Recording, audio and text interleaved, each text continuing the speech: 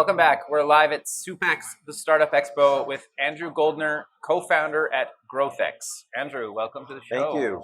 Pleasure to be here. Grateful. Yeah, I'm excited to have you on the show. I Thank think you. what you guys are doing at GrowthX is actually really fascinating. But maybe before we get into that, let's get to know you a little bit better. Sure. And give us a little background on yourself, kind of where you grew up, where you went to school. Yeah. So I grew up in Cleveland, Ohio. Okay, interesting. Went to undergrad at University of Cincinnati and graduate school at Georgetown. What'd you take? I was a finance major undergrad. Okay. And law school at Georgetown. So I got my graduate degree there. Okay. Went to New York City after that to practice law at a large firm. That's when I got started in the technology space. I was a technology lawyer when the internet was first commercializing. Interesting. So some of the earliest pioneers across many of the areas, Priceline, Sure. Alta Vista, working with the International Corporation of Assigned Names and Numbers to create the .com system and the rules around that. DoubleClick, went inside of DoubleClick for Google. So that's really where I got my start in the technology career. From there, I went around the world to Hong Kong and Singapore for about 7 years before coming back to America, returning to the early stage where I really enjoyed, went to Silicon Valley, started a couple of companies as a founder, what I refer to as expensive learning opportunities. Fair enough. And it was along that journey that I met my now co-founders, and we started GrowthX about 5.5 years ago. Interesting. So what exactly is GrowthX, and why did you guys decide to start it up? Well, nowadays, broadly, it's a Silicon Valley-based partnership that works with companies, helping them harness disruption to grow profitable businesses. We started out as a venture capital fund. Where we were helping companies not only to fund product market fit, but also to find product market fit. Our expertise is helping startups and other innovators understand the framework for developing a market with the same rigor and process and intentionality as most founders put towards developing their product. Interesting. And so we built, at first, a fund that was structured in a way that allowed us to focus and help where we thought help was needed the most, which was not just writing the checks, which we did. We were on the cap table and we're investors, and that's important. Seed stage venture capital. We have 43 companies across 2 funds.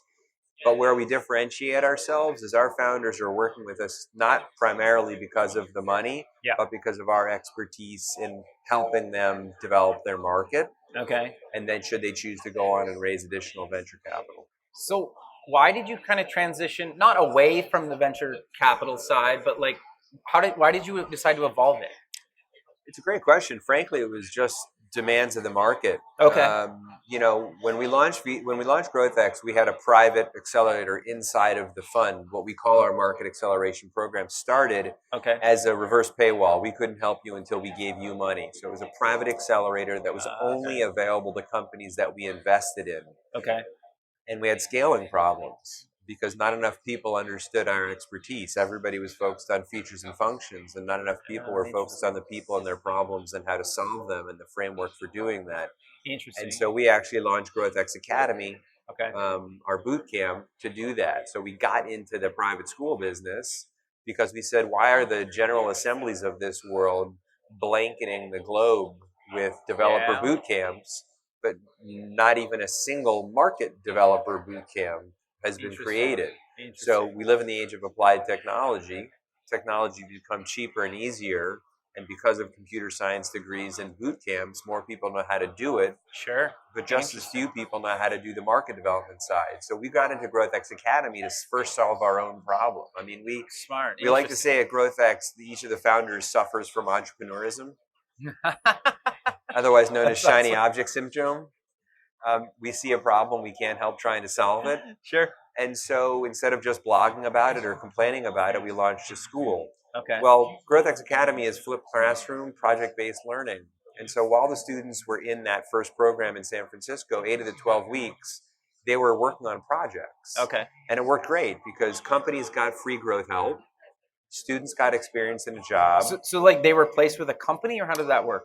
They would work on projects, either that we would find or they would source. And typically it was a startup that wanted access to our expert instructors and the force multiplier of the student, because that gave them free growth help. The students got experience and oftentimes a job. And as fund manager, I got the only form of legal insider trading in America. Because when you put a student into a company and you train them how to do market development and they share everything they learn, that's a lot more valuable and interesting than a pitch deck. Sure. And I earned the opportunity to invest because I had built a relationship with that startup by deploying a student and using my instructors to help them. Interesting. And then the company that they're working with could potentially buy them too, right? If they change the... Well, so that's part of it too, right? And so what Really happened smart. was some of the students inside of, I mean, that's definitely going to be more interesting than I am, by the way. No, it's all good. What happens is some of the students were not interested in working at a startup or didn't have the risk profile for a startup, and they wanted to know if they could do innovation projects at larger corporations. Sure. And so they started bringing in projects from larger corporations, and that's where GrowthX Corporate came from, which is our corporate innovation practice. Interesting. Because those corporate innovation projects, they wanted more help than just the 8 or 12-week student project. Right. And so we launched GrowthX Corporate to be able to do that in that scale, and now we work with some of the larger corporations around the world.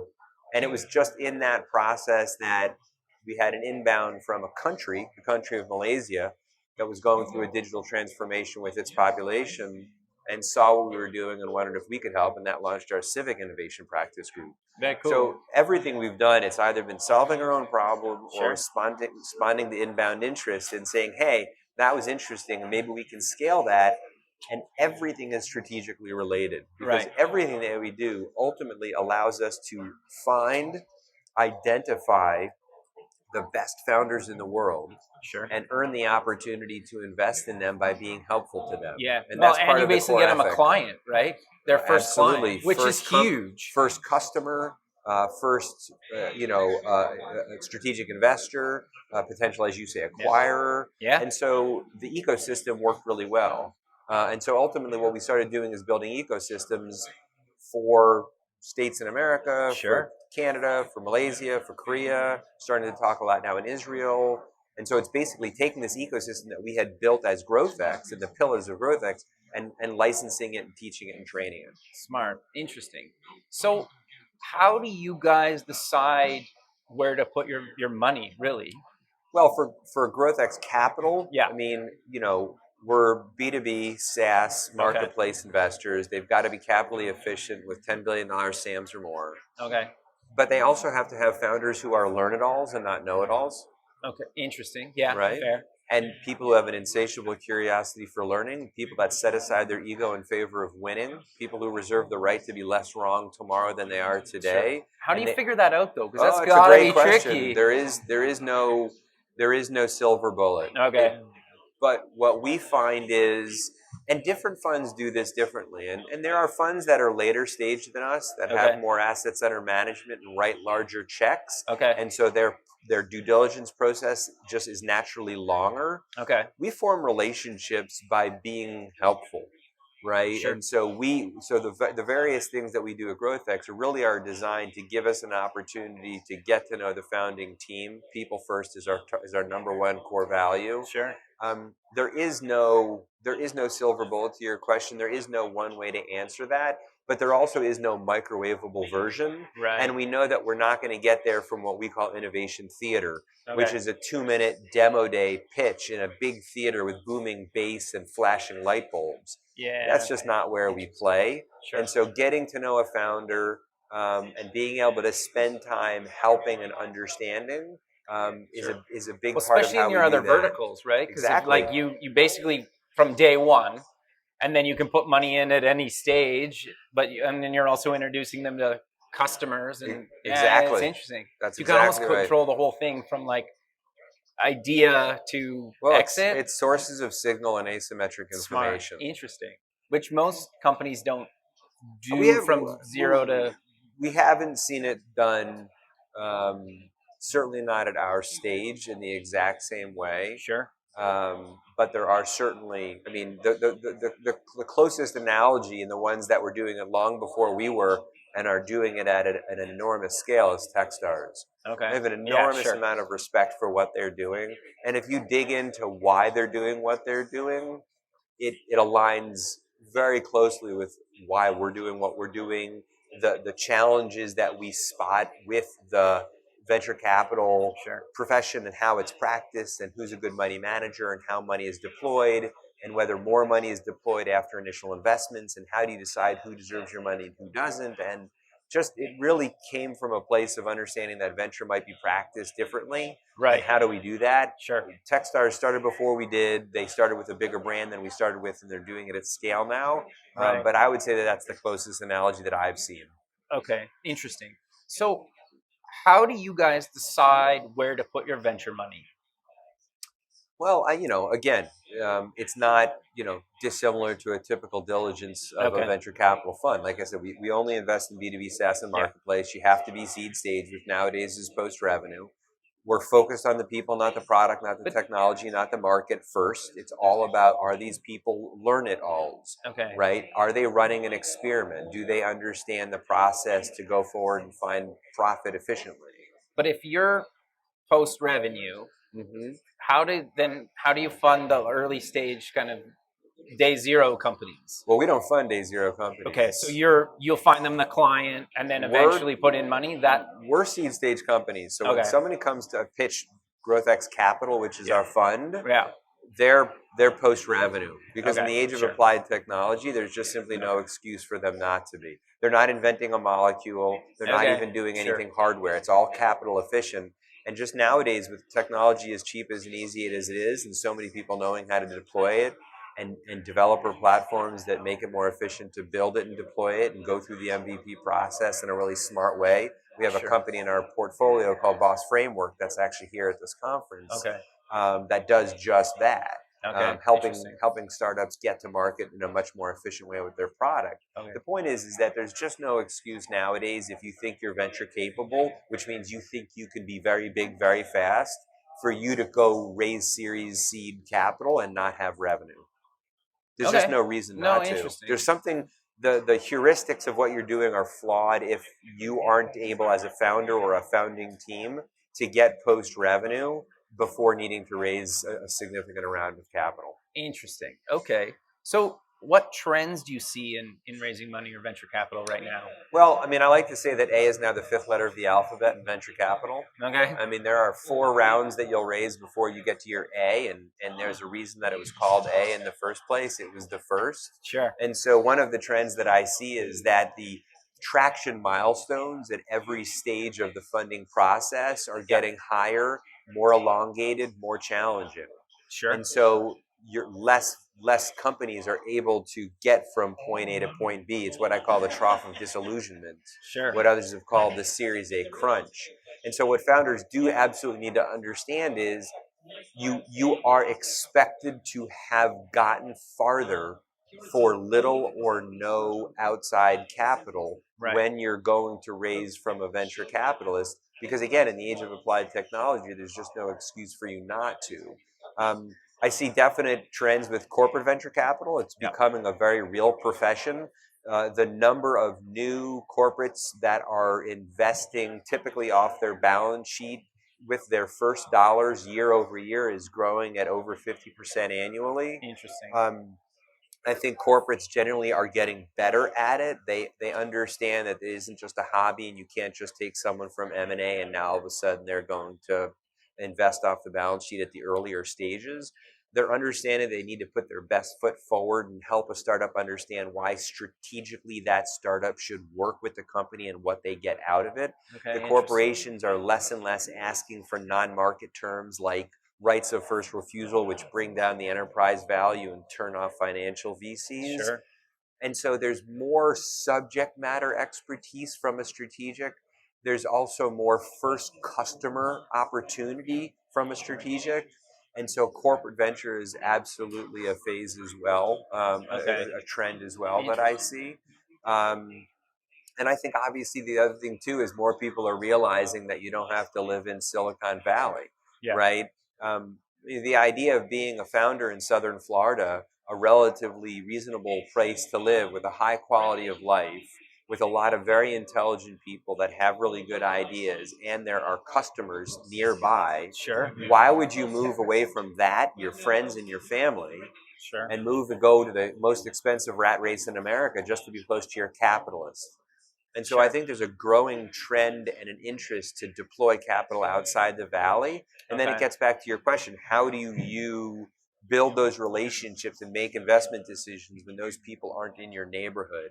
Sure. And that's a challenge, but it's something that's also happening more and more. Yeah, well, and it also seems like you, as a venture company, you want to probably get out of the geographical region of Silicon Valley as well, right? To diversify and find other stuff? I definitely think, well, I think there's a lot of reasons too. Okay.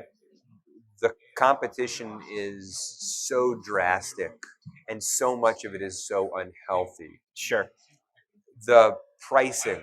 Yeah, the crazy valuations. The crazy valuations that are being driven for a limited partner or a venture capitalist's agenda and not a startup's agenda. Sure. Because if you raise too much money that you can never pay back, well, it's not about it's what it really is more about is when venture capitalists are building bigger funds and needing to deploy more capital in a relatively short period of time. Got you. And they have a certain amount of the company that they want to own at the stage you're at for their portfolio theory. I see. The math just starts to mean they have to write bigger checks, and so therefore they have to insist on higher valuations, so that they're not owning an outsized part of your cap table at the stage you're at. Okay. But it's also just because of supply and demand. Sure. The reality is most startups in Silicon Valley don't need access to a jet propulsion laboratory or to, Cal Berkeley engineers or Stanford engineers. Again, it's not necessarily where the customer base is. Sure. We have a saying at GrowthX that the best people to raise money from are your customers. Yeah. They don't take board seats or equity, and they just want you to help them. Yeah. Well, and especially early on, a lot of times if you give them the ability to suggest features or give you feedback, they'll be customers forever, right? And again, early customers are not so much customers as partners. Yeah. Typically with software, you're going to market with something that's not whole and complete, and you're looking for partners who are willing to work with you, the so-called innovators and early adopters that'll take that journey with you and help you as partners. Is very important. And yes, you definitely have that mentality overwhelmingly in Silicon Valley. But again, it's not necessarily that the customers are there. Sure. I mean, the other thing I would say to founders everywhere, right, including here in Southern Florida where we are, is Silicon Valley may own venture capital, but they don't own entrepreneurship. And I think the narrative that's leaked out of the Valley into so many places, including Southern Florida, is somehow that Silicon Valley has a stranglehold on entrepreneurship, which they do not, right? Interesting. To me and to anybody at GrowthX, an entrepreneur is anybody who wants to work in their own company. They just don't want to work in your company, right? That's an entrepreneur. I don't want to work in your company. I want to work in my own company. Yeah, smart. But that doesn't necessarily mean that I necessarily want to have 18 locations in 3 countries in 7 months. That might be a venture capital entrepreneur. And so what I would encourage founders around the world to be thinking about is deciding first with yourself and your co-founders and your family what type of company you want to build and how you want to run that company. Learn about the venture asset class, understand how it behaves and what it's going to expect of you, and first make the decision that that's how you want to behave. Yeah, because it's not for everybody, right? It's not for everybody. Which is interesting. And what I find is so many founders go after trying to convince the venture capitalists that they deserve it before first deciding whether they want it. Interesting. And it creates a violent relationship and an unhealthy atmosphere when you're seeking growth milestones that are either beyond your means, beyond your interests, or just simply well nigh impossible. Sure. And so I think the health and wellness of the entrepreneurial ecosystem depends on that. And I think a lot of what's happening in the larger ecosystems is unhealthy and not sustainable. No, I 100% agree with you. It's interesting to hear from somebody like yourself that's obviously done this a bunch of times, openly talk about you might not want it, right? We talk about that all the time. I mean, I am very, very intentional when I refer to venture as an asset class. Sure. I'm doing that because I want to demystify it and de-romanticize it. The romance meter on venture, the romance meter on entrepreneur are at an all-time high now because of mainstream media and Hollywood. Sure. And the reality is that it is an extraordinary, you're an entrepreneur, you've been through it. It's an extraordinarily difficult thing to do that very few people can do. And it's, in many ways, it is runs counter to normal human behavior. Totally. Well, it's probably the best and worst thing I've ever done. Which at the same time, which is like, there you go. And every hour it would probably change. Right. People talk about like, was it a good week? Good week. Yeah. I'm like minute to minute, brother. Yeah, totally. Like I'm on the high, and the low. And of course, as humans, we typically don't give ourselves the credit for the high, but we'll beat ourselves up to death on the low. Totally. And entrepreneurism is all about these extremes. And so it's important that people understand that ride and be intentional about what they want to do and why they want to do it and how they want to, who they want to do it with. Totally. But venture is an asset class that has a set of non-obvious characteristics, and you ought to know them. Like people pitch me, and I'm like, well, do you know what venture capital is? Do you know the source of my capital? Do you know what I expect of you? If you don't know those answers, then how do you know you want my capital? Interesting. Like do your homework, basically. Do your homework. Cool. Well, we're out of time. So let's close with mentioning where people can get more information about you guys. Yeah, go to growthx.com. The one thing I will say, it's really important, is we have open sourced our entire market development program for any founder in the world to get for free what up until now has only been available for our portfolio companies. Very cool. And so it's called the #GXMXP series, MXP being Market Acceleration Program. And if you go to growthx.com, in the drop-down menu, you'll see GXMXP series. Sign up every single week for the next 35 weeks. Starting 2 weeks ago, we are posting on an interactive blog platform the step-by-step methodical process that every founder needs to go through to see if their product will fit in the market and if they can do it profitably. Interesting. So we're doing that because we want more founders to win. Sure. Oh, that's awesome.